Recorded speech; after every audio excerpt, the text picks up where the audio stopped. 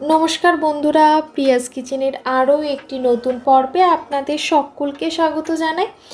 আজ আমি আপনাদের সাথে আলুর বাটি চচ্চড়ির রেসিপি শেয়ার করব। তাহলে চলুন এবার রান্নাটা শুরু করা যাক। আলুর বাটি চচ্চড়ি বানানোর জন্য আমি প্রথমে আলুটা রেডি করে নেব। আমি এখানে নিয়েছি 4টি মিডিয়াম সাইজের আলু ভালোভাবে ধুয়ে নিয়ে খোসা ছাড়িয়ে নিচ্ছি।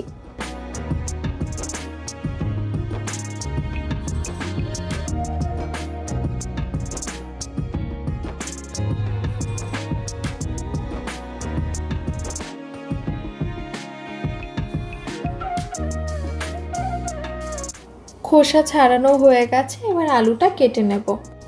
এরকমভাবে মাঝারি সাইজের ডুমো করে আলু কেটে নিচ্ছি। আপনারা চাইলে আলু ভাজার যেরকম আলু কাটে সেরকমও কাটতে পারেন, তবে সেক্ষেত্রে আলুটা একটুখানি মোটা করে কাটতে হবে।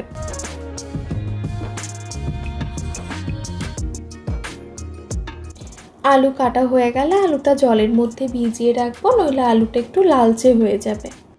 এবার পেঁয়াজটা কেটে নেব। প্রথমেই পেঁয়াজের দুদিকটা কেটে পেঁয়াজের খোসাটা ছাড়িয়ে নেব, দিয়ে পেঁয়াজটা ভালোভাবে ধুয়ে নেব।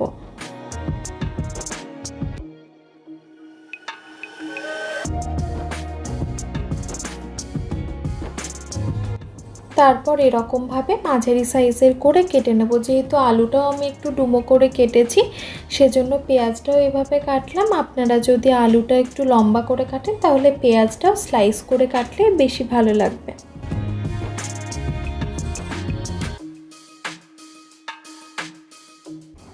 এবার টমেটোটা কেটে নেব। এখানে আমি একটা মিডিয়াম সাইজের টমেটোর অর্ধেকটা অংশ ব্যবহার করব। প্রথমে টমেটোর বীজটা বাদ দিয়ে দিচ্ছি, তারপর টমেটোটা ছোট ছোট টুকরো করে কেটে নেব।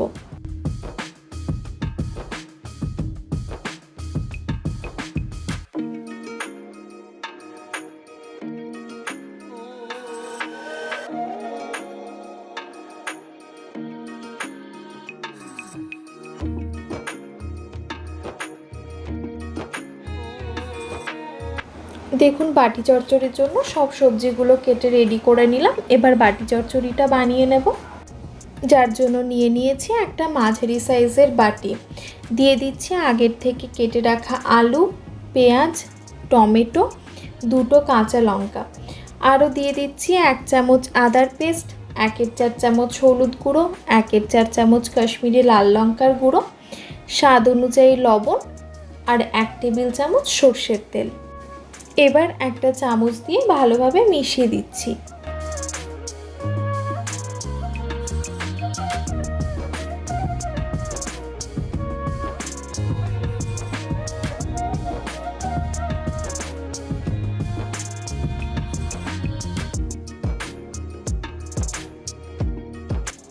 দিয়ে দিচ্ছি বেশ কিছুটা পরিমাণে গরম জল। অ্যাকচুয়ালি এই রান্নাটায় একটুখানি ঝোল হয়, সেজন্য গরম জলটা একটু বেশি দিচ্ছি। আবারও ভালোভাবে মিক্স করে দিচ্ছি। এরপর বাটিটা গ্যাস ওভেনে বসিয়ে দিলাম। প্রথমে 1 মিনিটের জন্য হাই ফ্লেমে ফুটিয়ে নেব, তারপর লো ফ্লেমে ঢাকা দিয়ে রান্না করে নেব 15 থেকে 20 মিনিট সময় ধরে।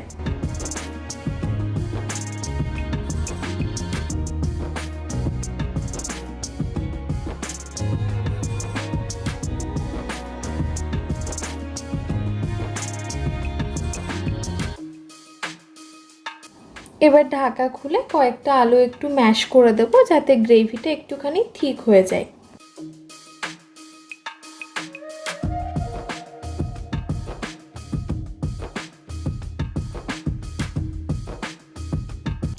দিয়ে দিচ্ছি কিছুটা পরিমাণে ধনেপাতা কুচনো। এটা সম্পূর্ণ অপশনাল, আপনারা চাইলে নাও দিতে পারেন, তবে দিলে কিন্তু টেস্ট দারুণ হবে।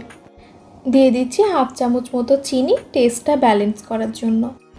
নাড়াচাড়া করে মিশিয়ে নিলেই কিন্তু একদম রেডি হয়ে যাবে জলখাবারের জন্য, রুটি, লুচি, পরোটার সাথে একদম পারফেক্ট আলুর বাটি চচ্চড়ি। আপনারাও কিন্তু একবার এভাবে বাড়িতে বানিয়ে দেখতে পারেন। কেমন লেগেছে আপনাদের অবশ্যই কমেন্ট বক্সে জানাবেন। ভালো লেগে থাকলে ভিডিওটা লাইক, কমেন্ট আর একটু শেয়ার করে দেবেন। আর চ্যানেলটা সাবস্ক্রাইব করে না থাকলে সাবস্ক্রাইব করারও অনুরোধ রইল। আবারও দেখা হবে আর অন্য একটা ভিডিও নিয়ে। ধন্যবাদ, ভালো থাকবেন।